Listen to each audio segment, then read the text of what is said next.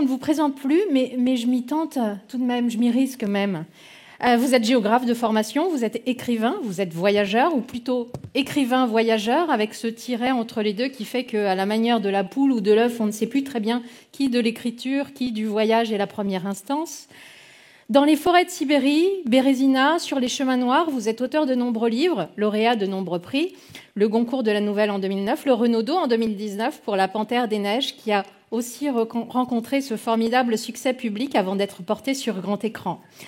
Dans votre dernier livre, Blanc, vous tenez le journal de bord d'une traversée des Alpes à ski, de Menton à Trieste, 85 jours répartis sur 4 hivers, de 2018 à 2021.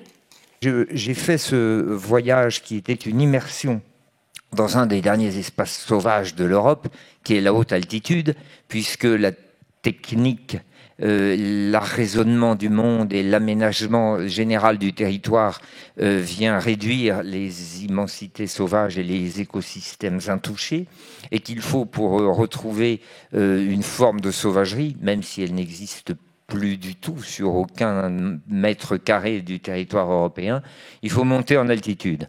Voilà, il faut demander à l'altitude ce que la superficie ne nous offre plus en termes sauvages.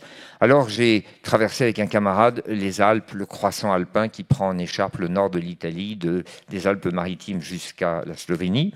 Et pour répondre à votre question, oui, je trouve que le blanc n'est pas simplement un adjectif qui ressort à la couleur que nous connaissons, mais c'est plus que ça, c'est une substance, c'est une matrice, c'est presque une patrie. C'est une patrie dans le sens où, à 2000 mètres d'altitude, quand on est dans un paysage de neige, quand le manteau neigeux s'est saupoudré un plateau, nous perdons la spécificité géographique de l'endroit dans lequel nous nous trouvons.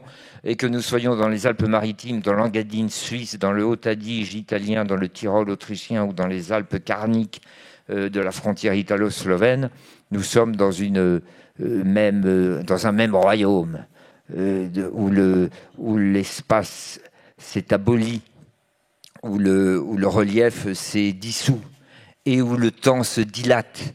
Et c'est là où j'en viens à la réponse à votre question.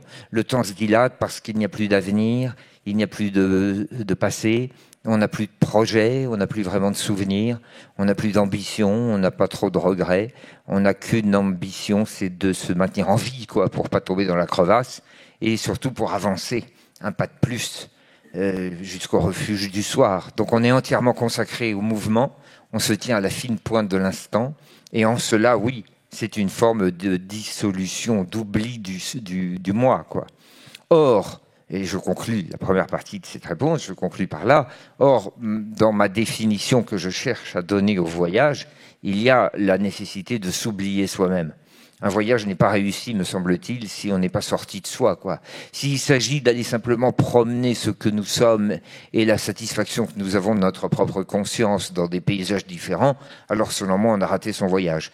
Mais si on réussit à s'oublier complètement pour se livrer intégralement à la réception de ce que nous offre le monde et les paysages que nous traversons, alors là, je trouve, et encore une fois, ça n'est qu'une opinion, je trouve que nous sommes arrivés à une définition du voyage. Ce terme « connecté avec le vivant », pour moi, il y a un problème, si vous me permettez. Et encore une fois, je ne fais aucun jugement moral, j'exprime une impression profonde que j'ai quand j'entends ce genre de langage. Je crois qu'il y a une contradiction dans le fait de vouloir se porter au secours d'une nature blessée et l'usage de cette terminologie qui appartient précisément au monde responsable de la blessure infligée à cette nature. Je crois que quand on dit connecter avec le vivant, on parle la langue de l'ennemi. Quand on dit connecter, on parle une langue d'électronicien. Et quand on dit le vivant pour appeler simplement cette chose merveilleuse dont nous procédons, eh bien on parle un vocabulaire de biologiste ou d'analyste de bactéries dans les laboratoires.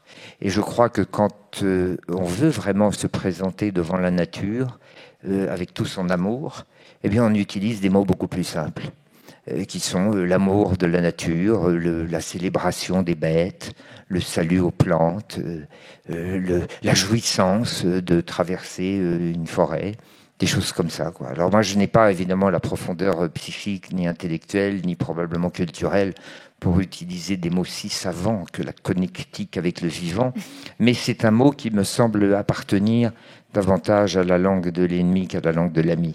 Voilà, je ne veux pas donner l'impression d'émettre un jugement tout à fait fatal, mais je crois que c'est important de comprendre que peut-être que la première chose que nous pourrions offrir à la nature, c'est une réconciliation d'abord avec ce qui fait le propre de l'homme et qui est la langue, le verbe, les mots, le poème. Et à partir du moment où on intégrera en soi la poésie, où on se sera reconnecté avec les mots, c'est-à-dire où on aura retrouvé le simple plaisir de dire les choses avec beaucoup de simplicité, alors peut-être aura-t-on accompli le premier pas qui nous amènera à cesser d'être des techniciens de la nature. Je veux ajouter une chose, c'est qu'il y a quelque chose qui va plus loin que la pensée de la reconnexion avec le vivant, c'est l'idée que l'homme va sauver la planète. Et cette expression-là est du même acabit. Sauver la planète, c'est comme se reconnecter avec le vivant. C'est une langue qui, me semble-t-il, est arrogante. Je crois que ceux qui se livrent à des épandages de dioxyde de soufre dans les marécages, ou bien qui sont à l'œuvre dans la déforestation, se comportent comme des voyous à l'égard de la Terre. Mais je crois que ceux qui prétendent que leurs faits et gestes vont réussir à sauver la planète, vous vous rendez compte quand même, je crois qu'il y a derrière ces mots une satisfaction de soi-même, une impression qu'on est capable d'accomplir une tâche qui non seulement ne nous échoit pas, mais à laquelle nous sommes bien incapables.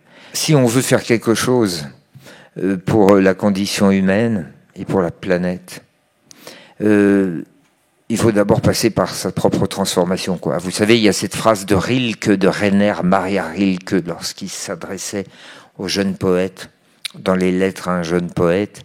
À un moment, il lui dit si vous n'aimez pas le monde, prenez-vous-en d'abord à vous-même. C'est une phrase qui est tout à fait dure, qui est très sévère, mais qui est très belle. Et Rilke pouvait se permettre de la prononcer parce que il était exigeant avec lui-même. Or, moi, je crois beaucoup à cela. Je crois qu'avant de partir avec son épée de bois en disant « la planète a besoin de moi », comme si la force magmatique d'expulsion matricielle de toutes les forces du vivant avait besoin des hommes, quoi. Mon Dieu.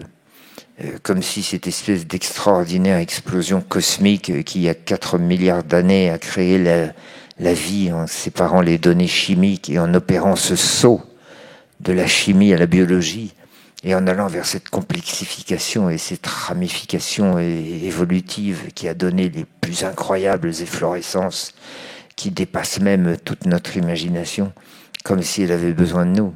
Et comme si, aussi terribles soient les forfaitures que l'homme inflige à la Terre, comme si la grande efflorescence du vivant ne réussirait pas après l'effacement des hommes et après l'absorption de toutes les transformations carbonées qu'ils ont laissées à la surface, comme si elles ne réussiraient pas à recréer des propositions du vivant, une fois disparu l'homme. Alors voilà, je reviens un peu à ce que je disais sur l'arrogance de cette ambition et la nécessité de se transmuter d'abord avant de vouloir opérer les changements. Voilà, je crois que c'est très bon d'avoir des ambitions modestes. Et je le crois parce que j'ai pratiqué le nomadisme toute ma vie. J'ai beaucoup aimé les populations nomades qui, elles aussi, avaient fait un pacte, mais un pacte avec les bêtes, un pacte avec les yaks au Tibet, un pacte avec les chevaux en Mongolie, un pacte avec les rennes dans la taïga, et qui savent mesurer leurs ambitions et les graduer et ne jamais considérer l'étape finale, mais toujours voir comme projet la fin de la journée, puis la fin d'une autre journée, puis la fin de la journée du lendemain. Et moi, je crois beaucoup à cette vertu-là, de la gradation des ambitions. Je crois que c'est dommage d'avoir des ambitions trop grandes. Aristote avait une merveilleuse définition de l'intelligence humaine et de la sagesse. Dans l'éthique à Nicomaque, il appelle ça la phronésis. Il dit que la phronésis, c'est une sagesse qui emprunte un peu à l'impulsion instinctive de l'homme, mais qui emprunte aussi à la réflexion cérébrale, mais pas uniquement à l'une et pas uniquement à l'autre. Un être purement impulsif est une brute, mais un être purement cérébral est un technocrate asséché. Et la phronésis, le sage aristotélicien, c'est l'homme de l'entre-deux. Et l'homme de l'entre-deux n'a jamais d'ambition trop importante. L'homme de l'entre-deux réussit à graduer ses ambitions. Et le nomade ne se dit jamais « il faut que j'arrive au sommet ou à la fin de la steppe ». Il se dit d'abord « il faut que j'arrive à l'étape du soir ». Et la métamorphose intérieure ne peut avoir lieu, à mon sens, du voyageur, que s'il a gradué ces étapes. Voilà bien, je crois qu'il y a un moment où il faut sortir de la pensée globale, virtuelle et abstraite. Ça n'est pas ça une vie humaine. Une vie humaine, c'est une vie qui se déploie dans le champ de la perception organique. C'est une vie sensuelle. C'est une vie qui s'opère avec l'équipement sensoriel que nous avons tous à notre disposition, qui s'appelle les yeux, les oreilles, le nez, le toucher, l'ouïe, enfin tout ça, quoi. On ne jouit pas avec Internet. On ne plante pas un clou avec un écran et on ne se fait pas caresser par une puce algorithmique.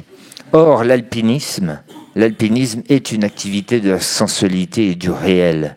Et lorsque vous avez une plaque de glace dans une pente à 55 degrés qui va vous précipiter en bas de la pente qui se termine par des parois rocheuses, vous allez mourir.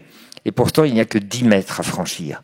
Et à ce moment-là, le financier global du monde virtuel, qui ne parle qu'une espèce de langage cybermercantile de managers planétaires connectés, aux vivants ou pas, eh bien, à ce moment-là, il s'aperçoit que 10 mètres de plaques de glace sont plus difficiles à franchir que des milliers de kilomètres virtuels sur la plateforme numérique de l'échange de données et de data. Et soudain, il comprend que le monde n'est pas du tout un village global et que la Terre n'est pas my planet. Et que si on ne réussit pas à traverser 10 mètres de glace, eh ben on ne pourra pas sauver my planet. Parce que la planète n'a pas du tout besoin qu'on la sauve. Elle a besoin qu'on l'aime. Et celui qui veut l'aimer doit d'abord traverser les 10 mètres de glace et se rendre compte que le réel est plus fort que le virtuel et que la Terre est d'abord une géographie sur le dos de laquelle il faut passer et dont il faut aimer la surface comme on aime la peau d'une femme, et qu'il faut simplement réussir à passer ces 10 mètres pour pouvoir continuer sa vie. Vous avez parlé de cette question de phase de vie, et qu'entre 20 et 40 ans, on a tendance à un peu se ligoter, et qu'après à se délier. Et il y a Charles Péguy qui disait que 40 ans, c'était un âge terrible, puisque c'est l'âge auquel nous devenons ce que nous sommes. Et je voulais savoir comment est-ce que vous avez réussi à vous déligoter, si c'est ce que vous avez vécu également. Il y avait un vice de forme profond dans cette nouvel ordre cybernétique qui a été proposé à l'humanité dans les années 80, au moment où la machine de l'intranet concernait simplement les milieux militaires américains, et lorsque ça a été proposé comme une espèce de panacée de l'humanité à 8 milliards d'êtres humains, c'est-à-dire quand l'intranet est devenu un internet civil dans les années 80. Je crois qu'il y a eu là une espèce de grand espoir, presque un peu sotériologique, comme on dit en théologie. La sotériologie, c'est la théorie du salut de l'humanité. L'humanité a toujours cherché des sotériologies. En général, c'était un messie qui allait arriver, ou bien alors c'était un empereur qui allait changer les choses. Et puis maintenant, c'est cette technologie à laquelle nous nous sommes véritablement livrés et qui nous soumet aujourd'hui. Et moi, je n'y vois pas véritablement d'avantage. Je crois même que c'est une des grandes mauvaises nouvelles qui est arrivée à l'humanité. Alors je suis très radical dans ma critique, mais après tout, comment ne pas être radical devant une mutation qui elle-même est très radicale, puisqu'elle envahit chacun des champs de notre pensée, de notre vie, de nos espoirs, de nos corps même. Voilà, moi je crois que la première entrave, la première ligature, le premier ruban de Shibari, c'est cela, c'est le numérique. Alors j'ai jamais véritablement eu besoin de couper les liens puisque je n'en ai pas. J'ai même pas d'appareil, moi, j'ai même pas de portable. je ne suis pas suffisamment fou pour accepter la possession d'un bracelet électronique et d'une caméra de vidéosurveillance de la préfecture de police, quoi. Et moi, je suis parfaitement connecté à tout. J'ai ma pensée, j'ai ma mémoire, j'ai mes livres, j'ai mon écriture, j'ai mes amis, j'ai les gens que j'aime. Je n'ai absolument pas besoin des propositions de ligature virtuelle qui sont bien moins importantes que les pensées que je peux destiner à des êtres de chair. Sylvain, je dois conclure cet entretien. Je retiens 3 choses. Arrêter de chercher à se reconnecter au vivant, se transformer soi-même et lire de la poésie. Ce serait une bonne façon de conclure ? Oui, bien sûr. Lire de la poésie, ne pas mener la guerre contre le réel avec des chimères. Moi, je ne crois pas aux chimères. Je ne crois pas aux arrière-mondes. Je crois à l'immanence des choses. Je crois que ni les puces de la nouvelle technologie, ni l'espoir dans des encadrements politiques régleront le sort de l'humanité. Je crois beaucoup à l'individu. Et puis, croire au langage aussi. C'est la première écologie, finalement. C'est les mots qui sont là. Peut-être, en tout cas, une forme d'allégeance à quelque chose qui fait le propre de l'homme, hein, et qui est le verbe. Et je crois que bien nommer les choses, c'est quelque chose que faisaient autrefois d'ailleurs des gens qui ne se disaient pas des environnementalistes, mais qui se disaient des naturalistes. Là aussi, les mots ont un sens. Quand on est un environnementaliste, on prend la nature pour un magasin, notre environnement, dont nous sommes donc le centre, puisque ça nous environne, et qui est le magasin où nous allons exploiter nos produits. Alors je crois que les mots ont beaucoup de sens, quoi. Je milite, moi, pour une reconsidération du langage et une paix, un accord de paix avec le réel plutôt qu'avec le virtuel. Voilà. En gros, éteignez tout et le monde s'allume.